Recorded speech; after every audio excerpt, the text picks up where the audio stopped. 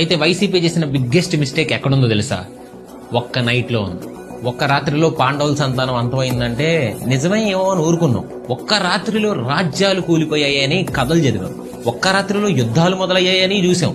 ఒక్క రాత్రిలో దేశాల ఎకానమీలు పడిపోతే కళ్ళారా చూసాం. మేబీ అలాంటి రాత్రిని అంటారేమో కాళరాత్రి అని. అలాంటి ఒక్క రాత్రే ఆంధ్రప్రదేశ్ పొలిటికల్ స్వింగ్ ని మార్చేసింది. అలాంటి ఒక్క రాత్రే ఆంధ్రాలో ఓటింగ్ పర్సంటేజ్ ని మార్చేసింది. అలాంటి ఒక్క రాత్రే 151 సీట్లు గెలిచి ఇప్పటివరకు ఎక్కడా లేని రికార్డ్ ని క్రియేట్ చేసిన పార్టీని అధపాతాళానికి తొక్కేసింది. ఆ రాత్రి సెప్టెంబర్ 9, 2023 వచ్చింది. ఆ రోజు ఒక్క రాత్రి ఏపీ పాలిటిక్స్ మొత్తాన్ని మార్చేసిందంటే నమ్ముతారా? రాత్రి తెలంగాణ నుంచి ఆంధ్ర తన పార్టీ ఆఫీస్ లో నెక్స్ట్ డే ప్లాన్ చేసుకున్న మీటింగ్ అటెండ్ అవడానికి స్టార్ట్ అయిన జనసేన చీఫ్ పవన్ కళ్యాణ్ గారి ఫ్లైట్ కి విజయవాడలో ల్యాండ్ అవడానికి పర్మిషన్ ఇవ్వాలి.